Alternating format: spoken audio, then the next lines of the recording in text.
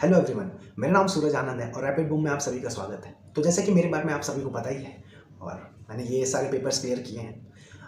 आज के टॉपिक पे चलते हैं, जो कि है कि बिना डाइवर्ट हुए कैसे आप अपने गोल को पा सकते हैं, यानी यूपीएससी स्टेट पीसीएस का पेपर क्लियर कर सकते हैं। क्योंकि ये जो टाइम फ्रेम है 2 महीने 3 महीने 4 महीने जो पोस्टपोन हो गए, नए जो डेट्स आए हैं, वो कहीं ना कहीं आपको अपने पाथ से डाइवर्ट भी कर सकते हैं। इन द सेंस कि अगर जो लोगों ने ये सोचा हो कि मुझे अभी प्रीलिम्स देना है, फिर उसके बाद बीच में तैयारी करनी है मेंस की और फिर मेंस का पेपर देना है, तो कहीं ना कहीं उन लोगों को मैं ये बताना चाहता हूँ कि ये जो डेट्स जो आगे बढ़े हैं, ये एक बहुत बड़ा लॉस है हम लोगों के लिए जो तैयारी कर रहे हैं। अब आप पूछोगे कैसे, तो मैं बताता हूँ कैसे। जो पेपर पहले मई में होता था प्रीलिम्स का, अब वो पेपर सीधा अक्टूबर में चला गया है और अक्टूबर का जो टाइम था तब मेंस वगैरह होता था। बट इस बार होगा क्या कि जो आपका प्रीलिम्स का टाइम है उसके रिजल्ट के तुरंत 10 से 15 दिन में मेंस के पेपर भी चालू हो जाएंगे। इसका मतलब ये है कि बीच में जो तैयारी करने का टाइम है वो बिल्कुल भी नहीं मिलने वाला है इस बार। तो अपनी जो तैयारी है वो कहीं ना कहीं प्रीलिम्स को छोड़ के मेंस पे ज़्यादा फोकस करना हमें चाहिए।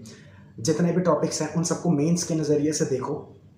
आप ये समझो कि आपका प्रीलिम्स का पेपर क्लियर हो चुका है और अब मेंस की तैयारी हम कर रहे हैं। क्योंकि पहले जो 1 डेढ़ महीना जो बीच में टाइम गैप मिला करता था हमें, तो वो इस बार नहीं मिलने वाला है और ऊपर से करंट अफेयर्स भी 4-5 महीने के बढ़ ही जाएंगे। तो कहीं ना कहीं ये लॉस है और इसका कोई सॉल्यूशन भी नहीं था, ये करना ही था। क्योंकि जो कोरोना का जो पेंडेमिक चल रहा है ये काफ़ी ज़्यादा सीरियस है इस बार का और काफ़ी ज़्यादा आसपास में केसेस वगैरह हैं, तो वो सब तो खैर बहुत बुरा है। होप ये सब जल्दी ख़त्म हो जाए। फिर इसके बाद अब मैं बात करता हूँ एचसीएस हरियाणा सिविल सर्विस की। तो हरियाणा सिविल सर्विस का भी जो कहीं ना कहीं प्रीलिम्स का डेट है, या फिर यूपी पीसीएस का भी जो है, तो कहीं ना कहीं ये सारे जो स्टेट पीसीएस के जो पेपर्स आने वाले हैं, ये सारे पेपर कहीं ना कहीं आगे बढ़ चुके हैं। उसका मेन रीज़न यही है पेंडेमिक।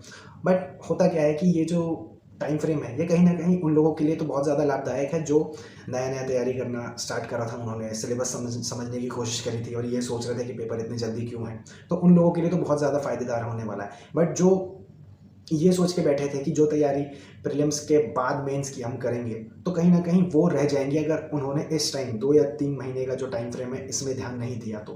तो मेरा आप सभी से ये रिक्वेस्ट है कि जो तैयारी आप कर रहे हो इसे मेंस के प्रोस्पेक्टिव से रख के करो। भूल जाओ कि प्रीलिम्स भी अभी है, प्रीलिम्स जब आएगा तब देख लेंगे।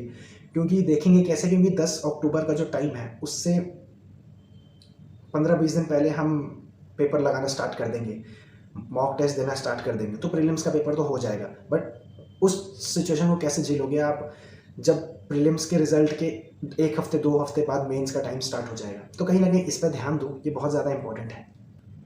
तो अब मैं बात करता हूँ सीएपीएफ के पेपर के बारे में। सीएपीएफ का जो पेपर है यूपीएससी कंडक्ट कराता है, उसमें भी काफ़ी बड़ा चेंज ये आया है कि आप कुछ टाइम फ्रेम तक अपना जो फॉर्म है वो वापस ले सकते हैं। इन द सेंस आपने सारे पेमेंट वगैरह कर दिया है बट फिर भी आप चाहते हैं कि मुझे पेपर नहीं देना है, तो ये काफ़ी ज़्यादा बड़ा चेंज है। मैंने ये सारी चीज़ें पहली बार देखी हैं, खैर कोरोना भी पहली बार ही आया है।